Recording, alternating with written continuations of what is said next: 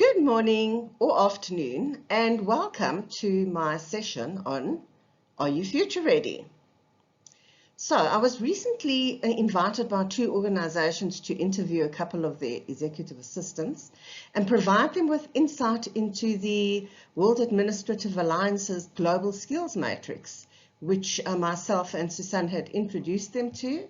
And as part of the conversation, I was actually pretty shocked to discover that many of the assistants, including a lady who is the assistant to the chairman of this small medium enterprise, was, according to the skills matrix, at an entry level based on the things that she was currently doing.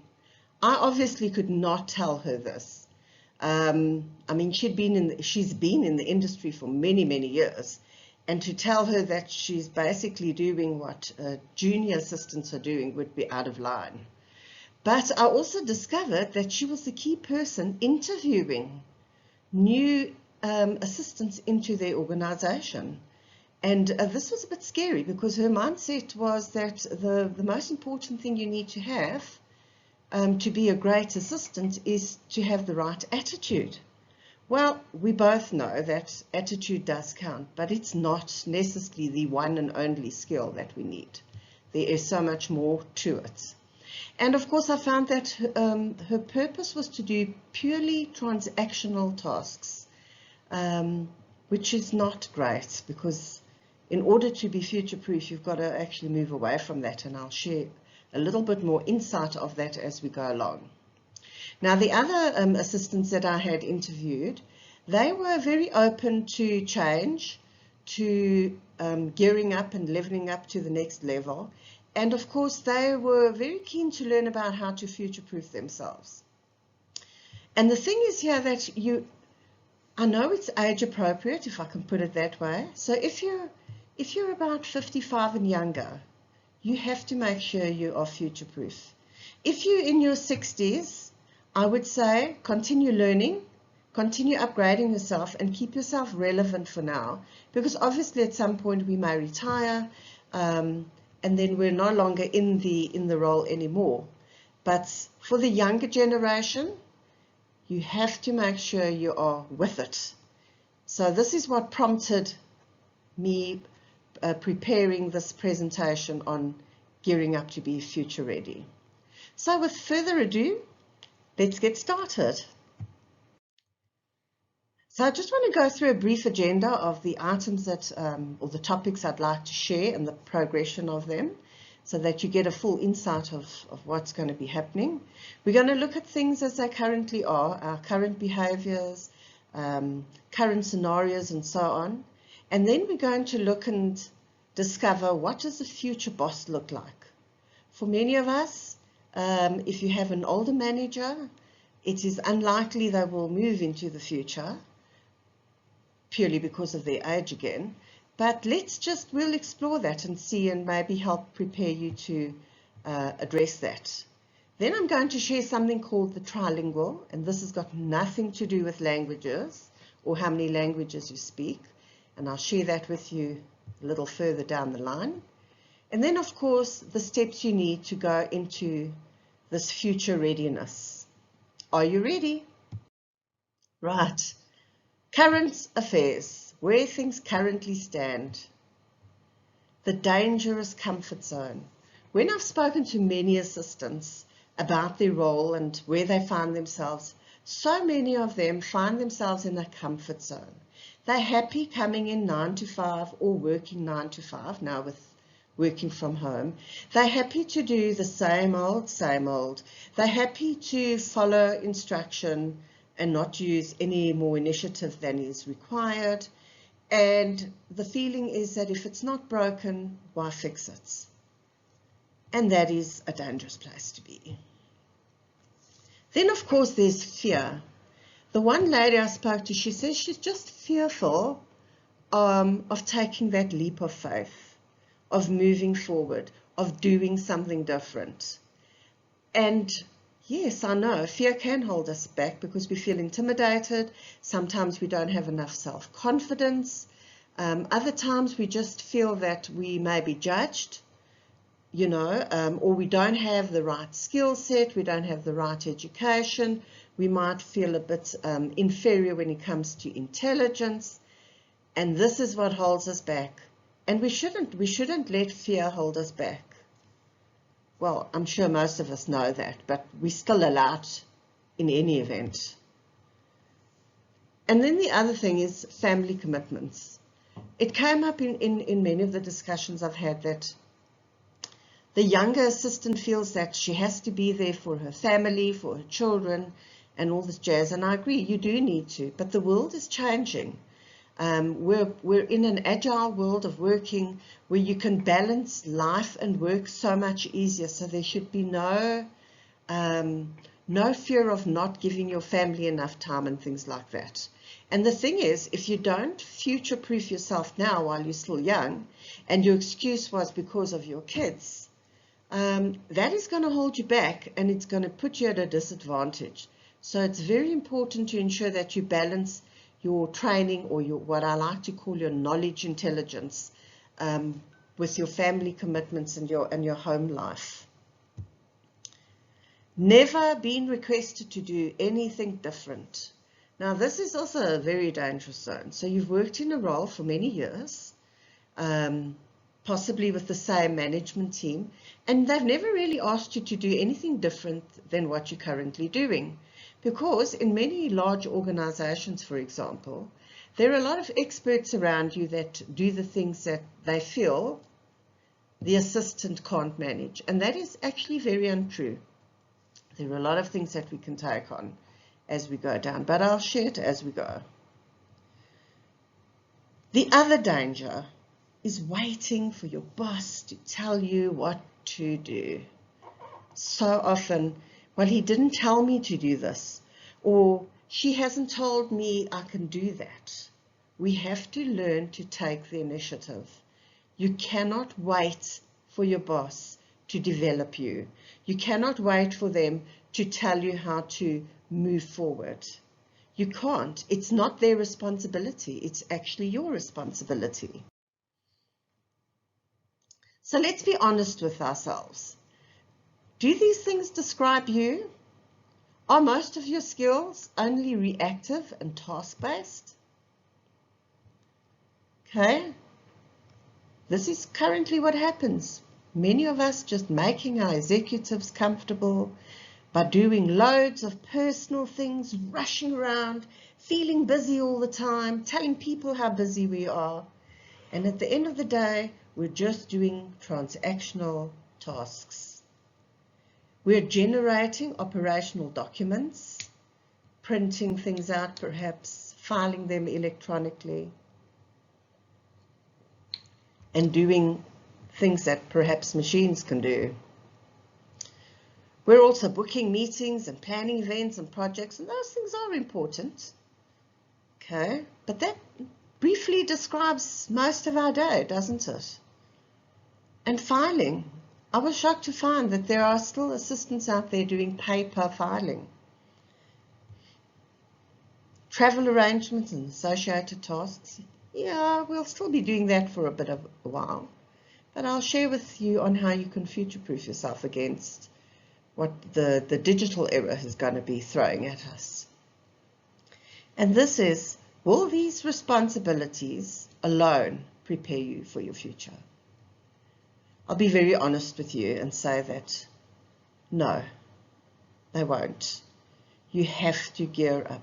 You just have to gear up. You have to move to the next level.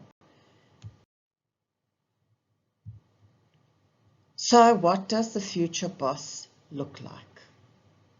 Okay, and just giving you that scenario of the current affairs where you are now is very important, because you need to know where you're at. The things you're doing now that might not necessarily be the right things, or they might not necessarily be wrong for now, but they might not be the things, the tasks you need to do in order to move yourself forward.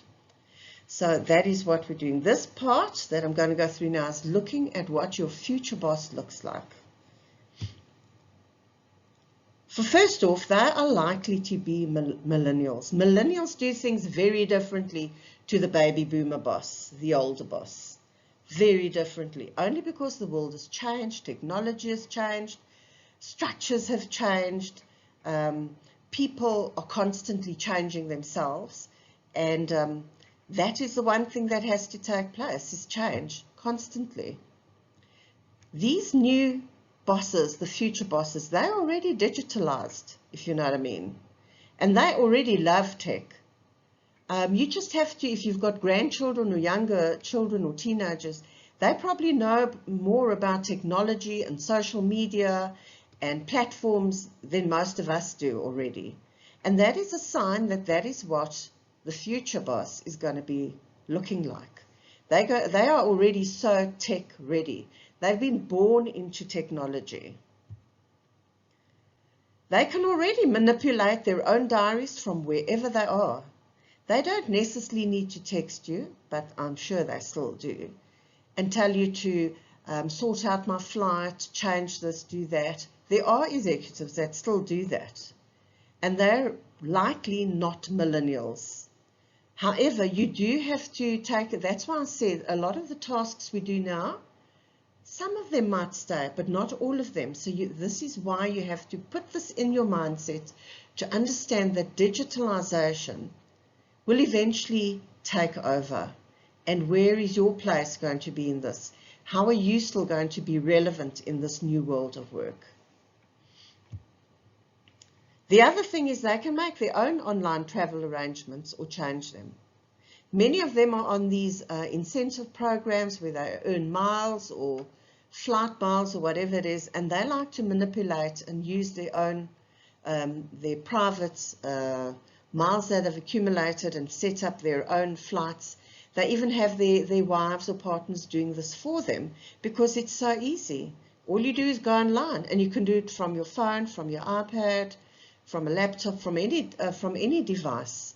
So it makes it so much easier to manipulate and change things for them, including their diaries or what have you. They can cancel meetings, which they sometimes do anyway, and not even tell us. They can file their own important documents themselves. I mean, technology provides online folders now. So they file all their own stuff, all the personal emails they get in. They know exactly where they want them to be, and they'll file them, delete them, archive them. They'll know exactly what to do with those. And our role changes a bit, because sometimes they may allow us to go into that space, and then we can do it for them, which is so quick and easy. I mean, there is no more pulling out staples and having a file sorter on your desk anymore. Now you just sit in front of your laptop and you know exactly where a document needs to be filed into which folder. So for them, they can also do it themselves, and you need to put that in your mind. This is a transactional kind of task that you might in the future may no longer require, will not be required of you. They can also ask Siri to make those calls or schedule appointments or cancel meetings and all other stuff. And they want quick and easy for all their transactional activities, and tech does this for them. I mean, think about it in our own personal lives, how much we use tech for ourselves, just as ordinary human beings. I mean, tech has made our life so much easier, has it not? So for them too. So these are all little transactional things that they will be doing themselves eventually. And that is the reality. So where does this leave you, the assistant? This is the big question. And it's quite a daunting thing to feel like, how relevant am I going to be for the future? Will I still have a role? Now I know in the past that Lucy Brazier has responded to so many, well, a good couple of articles around where they have said that the executive assistant is dead, there's no future for us, and so on. There is a future for us, but we ourselves have to determine that future. We ourselves have to prepare ourselves now to move into that future space. And the longer you leave it, the more irrelevant you're going to become. Okay? The less value you're going to add. So you do need to take this very seriously, especially if you want to stay relevant and have a job. So which way do we go? How do we climb this mountain ahead of us? What options are available to us? And this is where the trilingual comes in. Now, this is a reference from a chap called Armin Tofani. He provided a wonderful chat to us about organizations that are now working smarter with less people, and they're looking to employ trilinguals. Okay, so what is a trilingual? Well, they are not defined by the responsibilities that I've mentioned in the previous slides. This is what trilinguals are. They are defined by transaction. They are not defined by transactional skills. They are agile, accountable, and adaptable. So what does that actually mean, agile? Okay, agile and adaptable means you can stretch anywhere. I don't know if you've seen gymnasts, they're very agile, they're very slink, they can move their arms, they can do the splits quite easily, effortlessly. And that's what we need to do. We need to be prepared to be effortlessly able to change into a circumstance at work and adapt, and then be accountable for the new responsibilities we take on. Not to be being told to take on, but that we take on as proactive assistance. Okay. The next thing is you have to be a strategic thinker, and you have to be purpose-driven. You need to know where you're going, what you want to achieve, and what the outcome of that achievement is going to look like. You have to ask those critical questions. You have to think like a chess player in your mind, strategically. And that is not always easy. And I know it's a mouthful. But there are workshops and courses. Lucy's Modern Day Assistant is a brilliant workshop to attend. And also because that covers the business partner, the strategic business part as well. And you get so much value out of that one course. So I highly recommend it. And you feel free to go and investigate and find out. And then, of course, AI and tech ready. Doesn't matter which way you cut it. AI and tech are here to stay. And they are going to be the change masters of our future and how we're going to adapt to it. So it's very important. Your mind has to shift from your current playing ground where you're at now, where you've always been feeling comfortable in. You have to shift. Organizations are not going to be looking for people who can type fast or who make a great cup of coffee, although that might help in some instances, or who can have just a great attitude. You're going to have to be agile, accountable, and adaptable. You've got to adapt to the changes that are happening. So much is happening in our world right now. Currently, as I sit today, there's a potential of a third world war, and that is going to change everything in the world as we know it, potentially, with or without that war. So already organizations are gearing up on how to progress into the future with all the risks associated around us and the security issues. So you have to also think, how am I going to be relevant in the future? Right.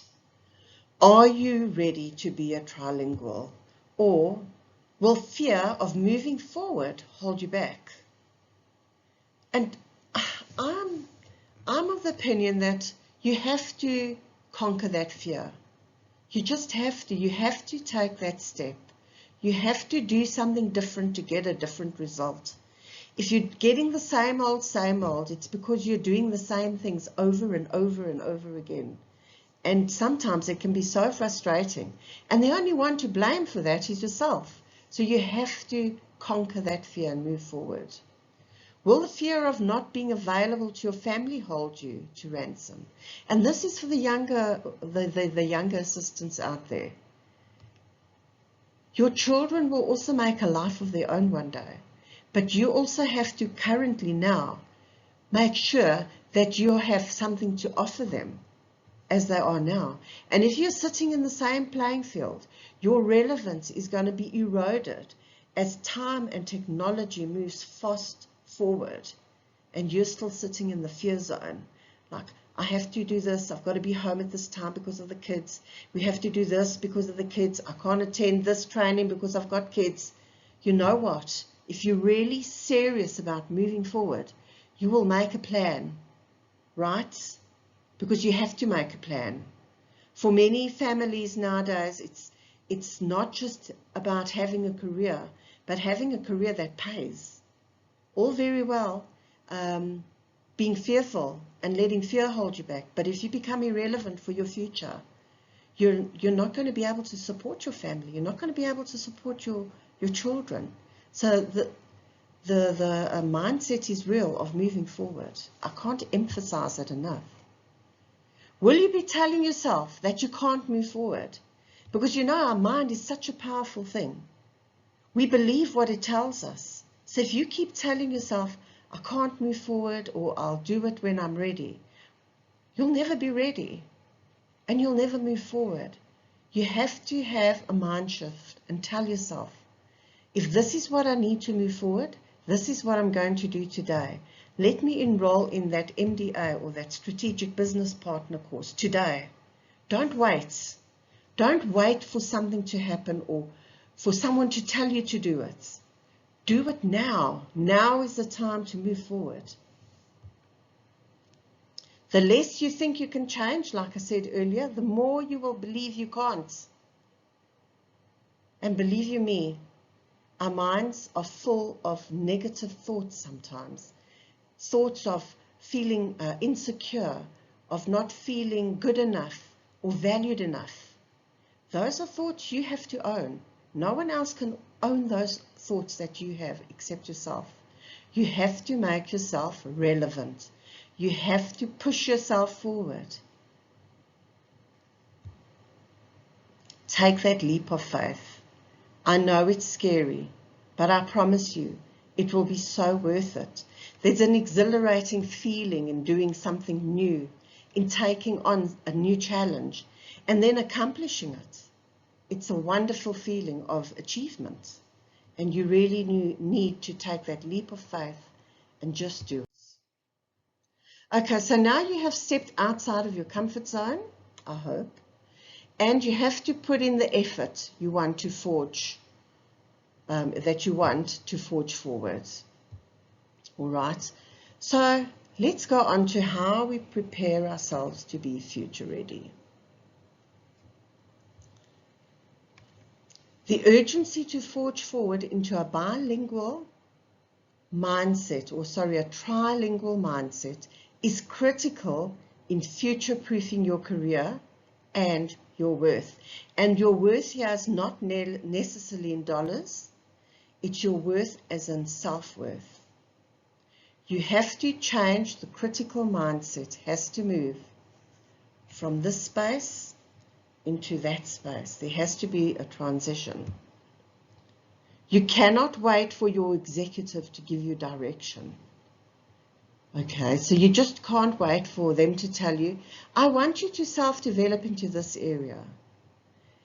You've got to swing the tables around and go to them and say, I would like to have more responsibility in my role from a more strategic point of view.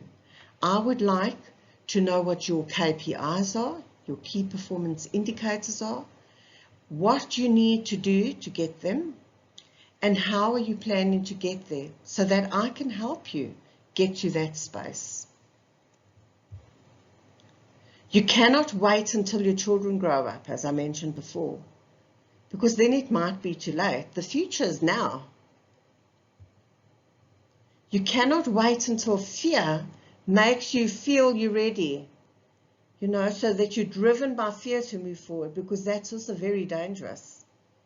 Rather, prepare in your mind, let your mindset allow you the capacity to know that now is the time. Accept it, and then move forward from there. You need to start moving forward now. I cannot emphasize it enough. Entry level, just to clarify, basically means exactly that. Basic communication skills, written, face-to-face knowledge of office software such as Microsoft, guided knowledge on how to plan and organize customer orientation, self-motivation, and all those things. You don't want to stay at entry level for the rest of your career. You need to move forward. So, like I said earlier, transition has to happen. You don't want to be in your same old playing ground that you've been for the last 10 years, 12 years. Some of you, 20, maybe 30 years.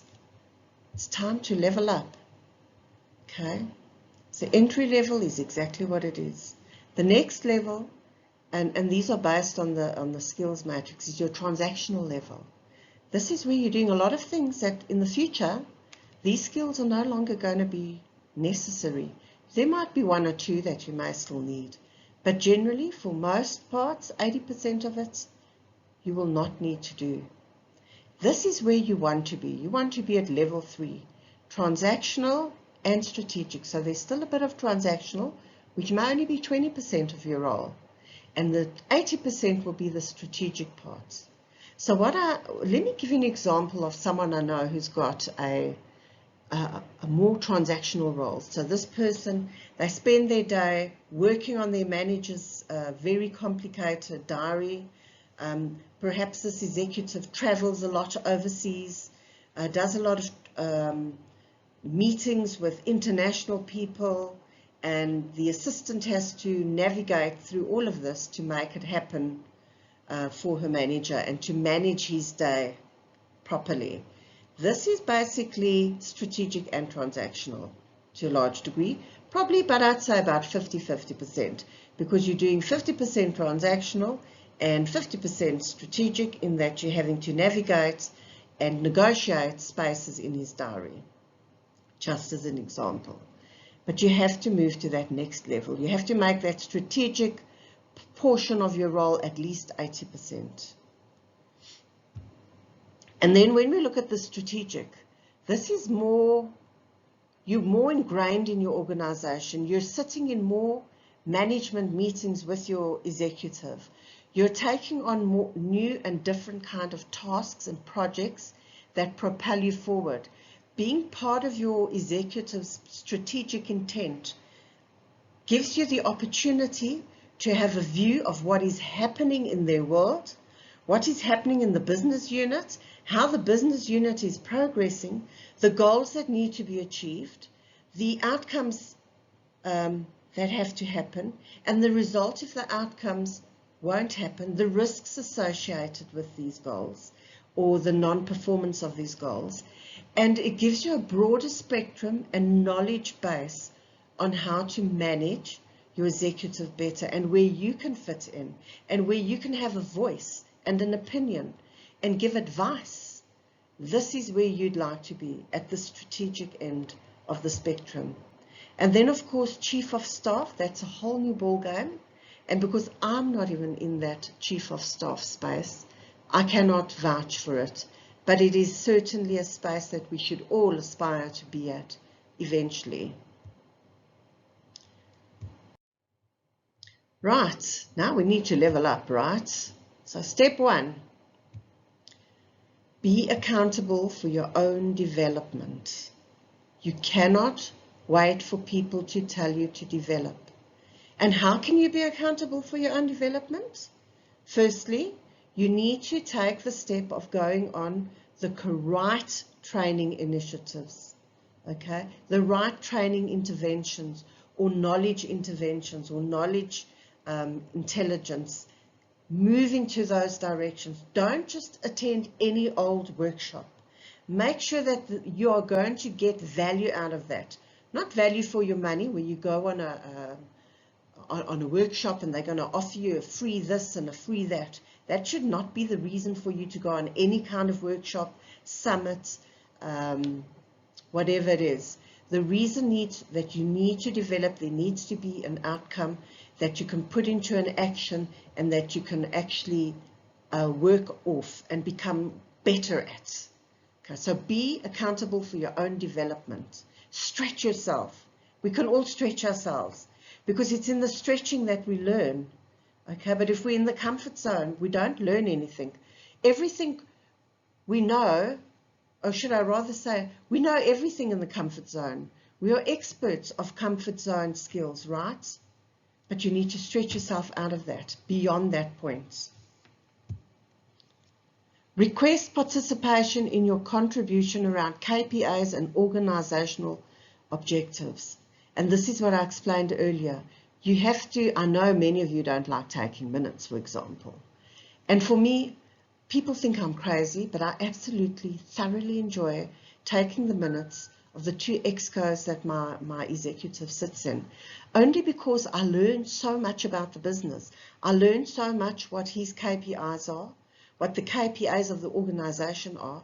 I know where my business is headed, all right? And I know what is expected of me and how I can play a role in that and the voice I can have in that space. There's so much to learn, not just the juicy tidbits and the gossip pieces that may come from taking minutes, but so much more. It puts your head in a totally different space. Many of us don't even understand the products our organization sell to our customers. If we're in a financial services industry, it becomes a little bit more challenging, especially if you're not an actuary or a chartered accountant or something like that. It makes it a little bit more difficult for you to understand.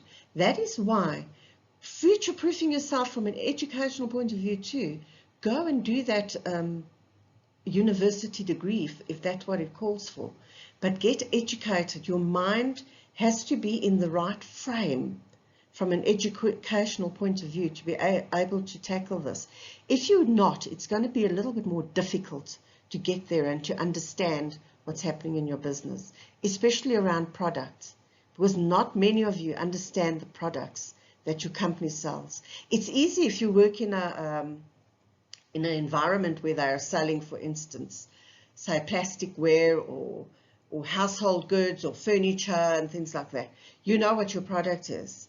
But what you then have to understand is your distribution, how your distribution works, why it's important to have distribution, what are the budgets that have to be achieved in that distribution and sales space. So that is where you get the value out. But if you're in a financial services or in a consulting kind of firm, you have to understand what your company sells, because then that just makes you smarter, doesn't it? You have to be aware of your industry, not just your own organization, but the competitors around you. What are they doing that is perhaps better than what your own organization is doing? What are they doing smarter, or what is your company doing smarter that they're perhaps not? And perhaps you've even had a role in changing things, in shifting things to be at a better level. Where I am in my organization, we have a lot of actuaries. Our product is around investments, and I made a suggestion to our one executive to perhaps use one of our products for our actual staff, and they've taken it on. It's amazing. And it's wonderful to see the experts, how they transform that idea that I had, that I thought that, well, I'm just the PA kind of thing, which you're absolutely not, and how they've transformed that one idea as part of their offering to other group HR staff divisions and so on in the employee benefit space. So it's very important to have a voice, and if you've got an idea, to put it forward. You might think it's stupid, but if you think it's stupid, don't just put it forward. Think about it, talk about it, share your idea with the experts, let them give you input, put together the idea so that it's an intelligent idea and something that can and may, have come to fruition. So, yeah, think about your idea. Don't just throw it out there, because you do have to put some thought into it. There has to be some kind of intellect behind it. Right, step 2. Adapt to critical and strategic intent. It all starts with the mindset, with your education around that, and how you apply what you learn into your workspace, into your everyday connections with your management team and your executive team. You ask the critical questions. Ask questions. That is what critical thinking is. To ask questions, to question things, not just to accept things at face value. Apply your mind to your organization's products and offerings, which I've already said. I always jump ahead of myself. Have insight into the projects associated with your executives. Vital. I get so engrossed in it sometimes. My executive might have to say, Cathy, you don't have to do it. We have people who can do it. But please put your suggestions forward to them, and they can incorporate it into the presentation or whatever, the document they're working on. Know who the stakeholders are. This is very important. Who are the stakeholders in your business? There are so many stakeholders. Obviously, there's your executive team. Then there is the people working on the projects, the specialists, the actuaries, the CAs, the technical marketing people, all those kind of things. They're in it. You're also a specialist, by the way. Very much so, especially if you've shifted your mindset into this new space, into the strategic space. You also become a stakeholder, because you're also putting out outputs and expecting a return on that. Of course, it's your clients, very important, because without your clients, you don't actually have a business. And then, of course, you have people in this financial services industry, for instance. We have brokers and IFAs and advisors, financial advisors, and all sorts of things. So there are lots of stakeholders. Everyone has a stake in it. But you need to understand who those stakeholders are. And become a stakeholder yourself and an active participant. You cannot just sit by the sidelines while your manager's very busy and you're sitting outside at your desk or at home, working from home, and you have no clue what he's doing or what deals he's working on or what initiatives he's busy with. That you're so removed from what they're doing. If you feel that way, that is the moment you realize that you're actually not with it. You need to get with it. You need to move out of that old playing field into the new space of work to become more relevant. Understand your client base, who your clients are. In our business, it's generally the man in the streets. It is employers. It is people who want to invest and get a good investment on their money. So it's a wide range of people. Understand who your client base for your business is. Our client base, well, my client base is also my executive. It is executive management team, and it's the teams that work underneath those management teams. Those are all my clients as well, because I play a pivot role as being the shadow of my executive.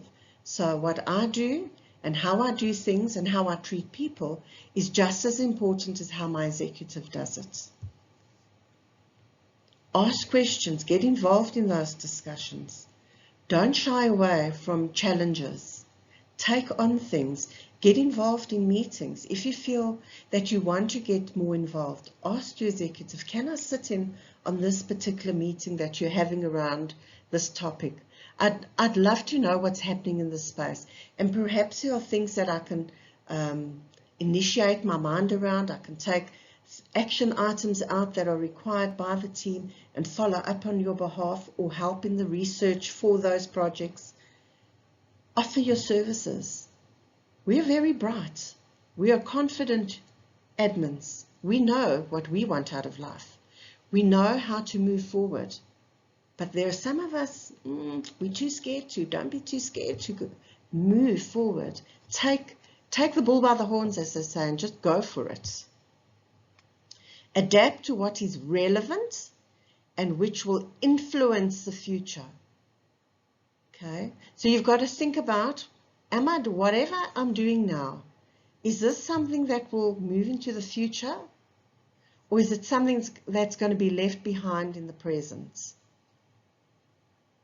And that is when you question the transactional tasks you're currently doing. I'm a firm believer, I do not like doing anything that is counterproductive. You will never find me doing 2 itineraries, for instance. I will have one itinerary in an Outlook diary, and if anyone else wants a copy, I will gladly print out a copy, PDF it, and send it off to the person. But there's no ways. I'm going to sit for hours, put together a document that just looks good. Okay, when my manager has an iPad, an iPhone, he's got everything, all those applications, all those platforms, all those apps are on his phone. Why am I being counterproductive? So every task you do, you need to ask, is this counterproductive? Is there an easier way to do this? Is it technology based? Can they do it from a technology standpoint so that you can focus more on the strategic things that need to happen and less on the administrative stuff, transactional stuff? You get what I'm saying? Unchain yourself from the clutches of your old training ground. I cannot emphasize it enough. I see it in so many organizations. And going back to that, the one organization where I was interviewing some of the assistants, and the CEO, the chairperson's assistant,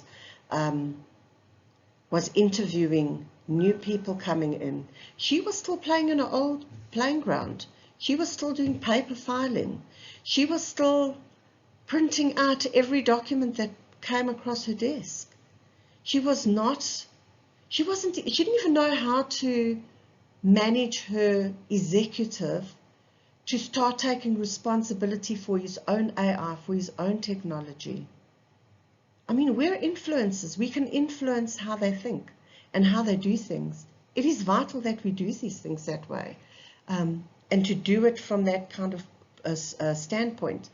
Get involved. Show them how it can be done easier.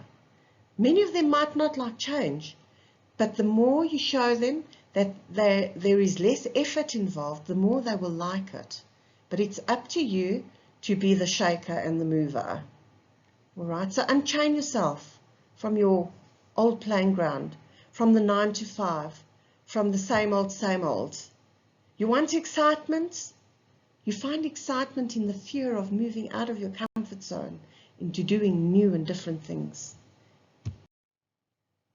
I can tell you that your purpose is to support your executive, but you need to understand fully what support means and what it involves and how to give it purposefully and with longevity so that it has a long life.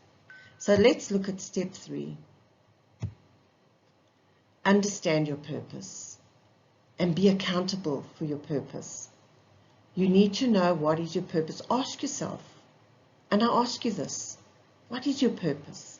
Give a minute to think about what is my purpose. And if you can't find your purpose, you need to start somewhere, don't you? So I would start by writing down all the things I currently do, all the things I can do better, all the things that I think, okay, these things can't move into the future with me, but these things can. Okay, how am I going to get there?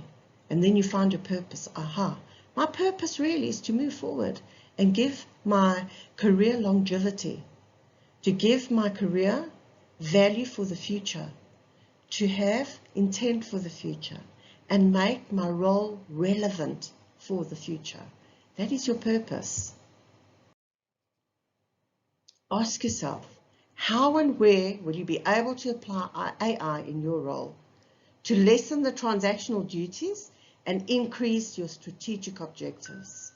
You need to educate yourself on what AI and technology is to you within your organization and the plans they have in implementing.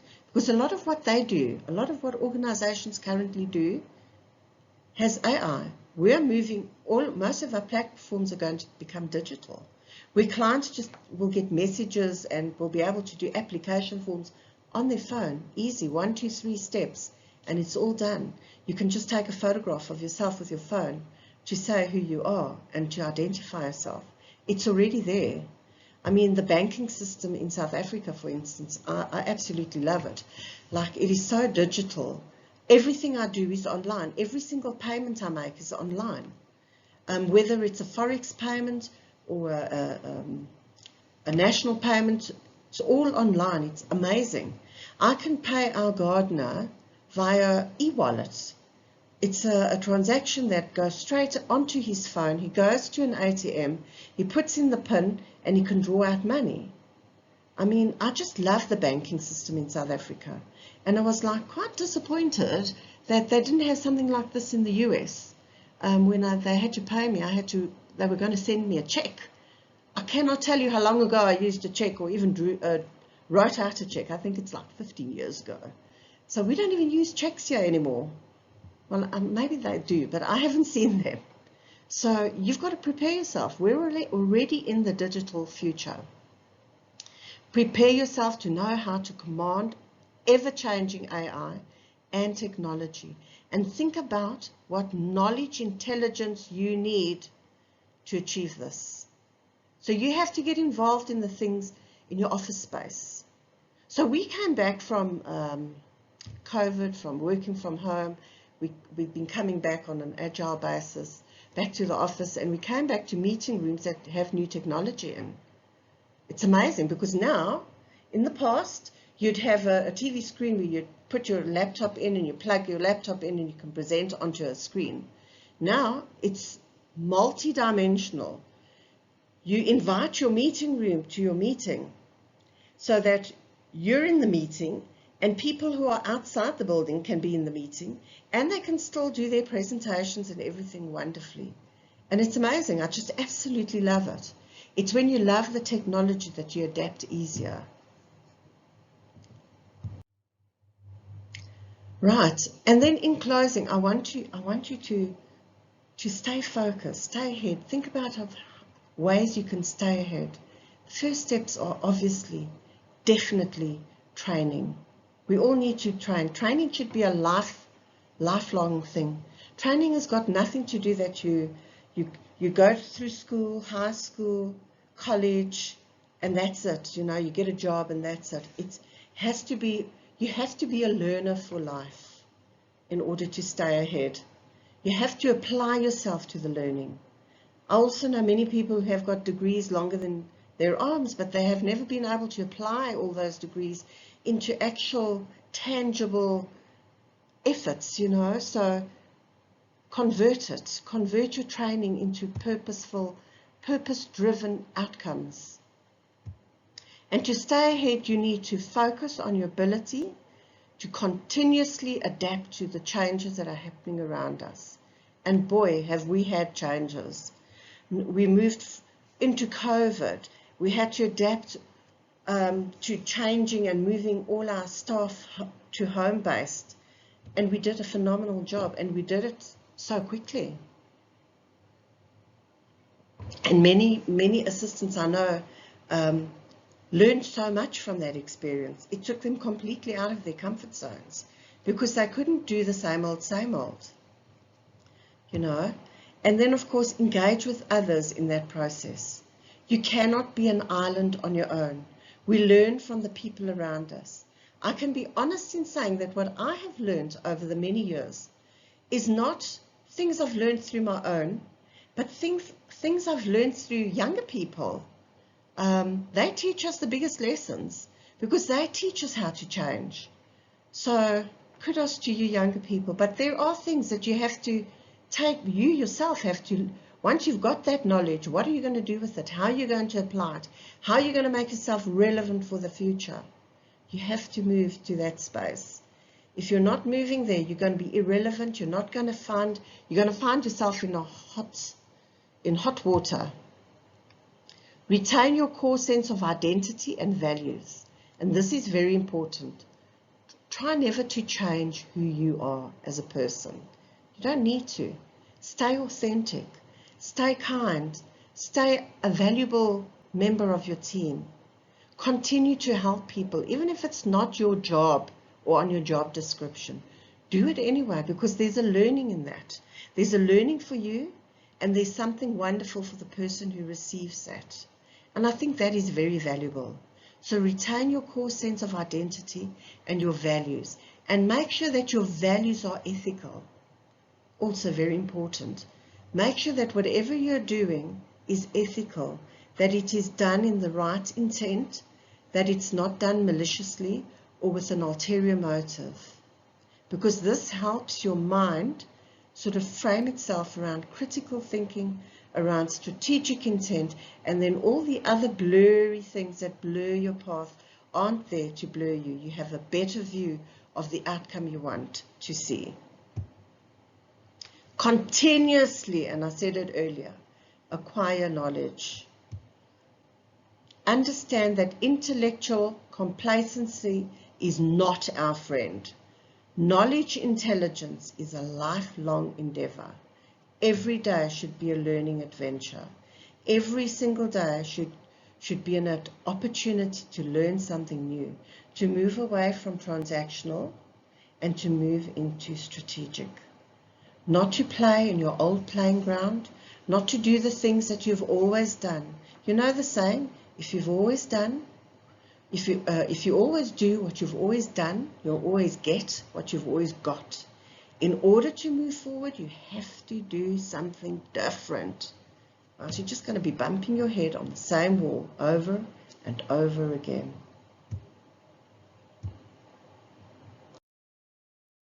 And that's it from me. If you have any questions, now's the time. I'm available. I'd love to connect with you. I hope you enjoyed that session of mine and that you have taken it seriously, because it is a serious thought. It is a serious thing that you have to think about.